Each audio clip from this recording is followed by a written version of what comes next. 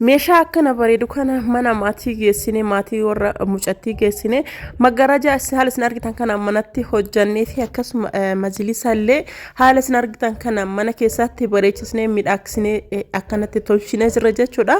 Isinillee barbaadan gara keenya yoo dhuftanii akkanatti mana keessan isinii faaya goona akkasuma yoo surprise maatii keessan godhuu barbaadani maatii keessan duuballee haala kanaan isinii bareechisna jechuudha. Mana isii dhaynee mana haadha fi abbaa isii dhaynee haadha fi abbaa fi surprise gootee akkasuma mooyyuu meeshaa kana fuunee dhagne haala kanaan mana warraatti galchine mana warraa keessatti akkana bareedee jira jechuudha. Kun erga mana warraa galee booda jechuudha kan isin argaa jirtan kana kinooti haala isin argitan kana mana warraa keessatti akkana bareedee faayamee jira jechuudha. Maashaallaadha rabbi sirraa haa jaalatu gammachuun isaanii inshallah bakkee guddaa akkasii geessitu abdii guddaa qaba. Mashallah isinillee yoo barbaadanii meeshaa akkana kana ajajachuun dandeettan jechuudha. Meeshaa kamuu yoo ajajattanii haala isin barbaadanii fi akkaataa isin barbaadaniin isin keessummeessina jechuudha. Isinirraa ka eeggamu gara keessaatiin nu dubbisuu qofa. Asumaan viidiyoo kiyya subscribe like share gochuun irraanfatan.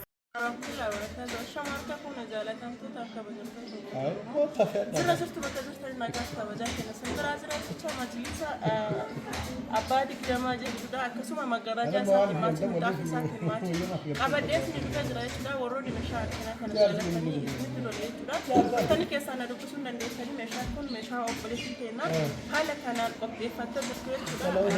Kan kana sagantaadhaan qopheeffatte maashaallah midhaaf akkaan bareedaa ta'e kana akkasuma majlisni illee abbaa kidamaa fi akkasuma midhaaf ta'e majlisa ta'e magaraja ta'e maachii walii kan ta'e asuma yeroo asii geessuuf deemaa jirra jechuudha. Viidiyoo mana keessatti illee erga sirreessinee fi isiniif waraabne jechuudha. Yaa kan hangasumaaf jedhee tokko isiniif dhiyeessuu waan barbaaduuf malee achitti illee isiniif waraaba. Warroonni meeshaan irraa gadda meeshaa keessan isiniif hin baane obsamee keessa wal barbaadu waan isin jaasa waan ta'eef akkasuma warroonni achi barbaadan illee kolfa keessan ajjaqas ni jedha lakkoofsi kiyyaa bilbilaa kun gurguruu jira mul'isa akka fakkaatuufi akkasuma magaalaa kana jechuudha. Magaalaa maachii isaa akkana maatii isaati jechuudha. Maashaallah magaraja baay'ee guddaa ta'e inshallah kan gadanda'een waa hunda viidiyoo achitti isin waraabuu kiyyaala jechuudha. Akkuma isin argitan kana magaraja baay'ee bareedaa ta'ee fi akka isin argitanii kan haala isin argitan kanaan qabannee dhufnee jira jechuudha. Viidiyoo keenya hanga xumuraatti subscribe like share godha akka naaf kanatti guddaa isin irraa qaba. Kun isa jalqaba jechuudha. Inni kun ammoo gabariidha. Gabariin isaa kun illee kinoo kanaan maachidha. Magarajaallee isuma jalqaba mataa isaatiin maachidha. Akkuma isin argitan kana feebilii isaa kana wajjin meeshaa keenya akkana fakkaata. Viidiyoo kee kana hanga xumuraatti subscribe like share godha akka wajjin tokko kinooti amma fe'uudhaa fi bakka takkatti wali guuraa jira jechuudha. Akkuma isin argitan kana haala kana qopheessinee booda makiinaan dhaabatee jira balbala afootti kinooti magarajaalleen kinooti majlisni illee kinooti haala kanaan fe'uudhaa fi akkanatti kinoo qopheessinee waa hunda isaa xumurree jira jechuudha. Akka isin argitan kana jechuudha. Akkana bareechisnee jirra mana keessatti illee viidiyoo xiqqoo jalqaba irratti isin kaa'eera akkam akka jiru.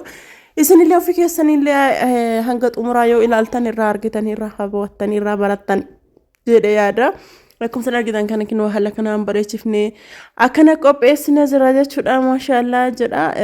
Namoonni meeshaa kam hojjetanii haala isin argitanii fi akkanumatti isinii xumurree akkanumatti isinii hojjanna jechuudha. Isinillee yoo ajajattanii nama kamiifuu nama hundaa ijuma tokko laalaan wanti wal dabarsinu hin jiru.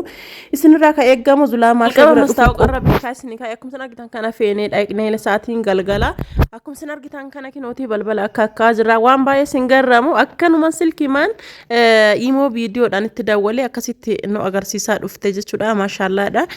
Bilookii tokkollee hin doongorree ol galchuu eegallee jirra jechuudha. Warri baay'ee garramame maaluma jedhanii tumaani erga ol galchine booda jalqabuma akkuma isin magarajaa hojjechuu eegalle jechuudha. Akkuma isin argitan kana magarajaa keenya haala isin argitan kanaan itti galchaa jirra jechuudha. Kinooti magarajaa kana haala isin argitaniin itti galchinee xumuraa jirra jechuudha. Magarajaa dura mana mattaramee nu himamee jira. Warroonni meeshaa magarajaa barbaadan jalqaba mana keessan mattaraa isiniin jedha. Erga mana keessan mattartanii akkana isinii galee jechuudha. Erga magarajaa mattarree kaanee booda gabarii fi carqii waannaa isaallee jechuudha muka irratti diraa jira jechuudha. Kinooti magarajaa ka galchu ijoollee ogeeyyii yoo ta'e malee isiniif hin qajeelee isinii hin galu jechaadha.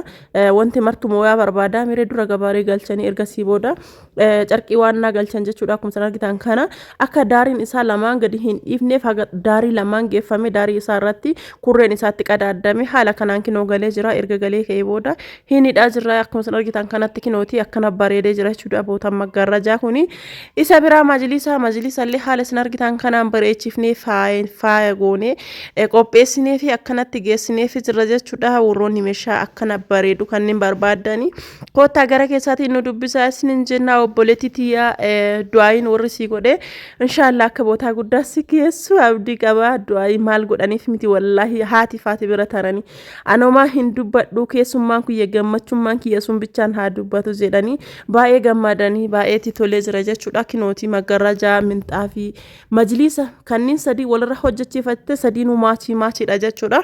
Warroonni meeshaa kana barbaadan koottaa keessan ajadhaas nin jedha. Majlisa kana gizee sin ajajatte metiriin takkattiin birrii 12,000 ture ittaansee minxaafiidha. Minxaafii kaleessuma bitee jechuudha. Kaleessuma bitee fi kaleessuma geessee fi qumatiin isaa meetira 4 bal'inni isaa meetira 2 14,500 bitee fi minxaafiin turkii tokkoffaadha. Ittaansee maggarrajaadha. Maggarrajaa kana isiin kadalaisiifatte birrii 16,500 dalisiifatte jechuudha. Maggarrajaa kana maggarrajaan qumatiin isaa meetira 3 fi saantii 50 baay'ee dheerata.